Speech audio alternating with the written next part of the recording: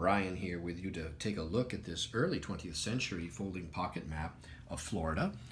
It is contained as issued within this wonderful small little booklet brochure. The imprint is here, 1925, Chicago, Rand McNally, one of the major cartographic publishers of the late 19th and 20th century. We see a index that's got advertising before it, but here we see air service landing fields. So a very early identification of aviation-related features on a map.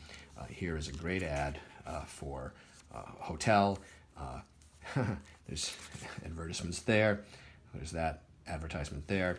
And here we have the large folding color lithographed map of the state, which is actually printed on both sides. It's overprinted in red to show the railroad lines. I'm going to try to fold it like so. There we are.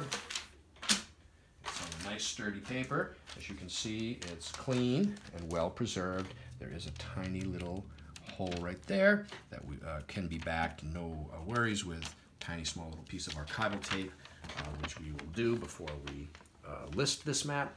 And here on the back, we see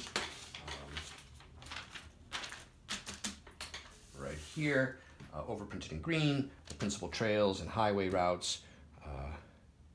And so this interesting early 20th century map is currently available online from me, Brian DeMambro.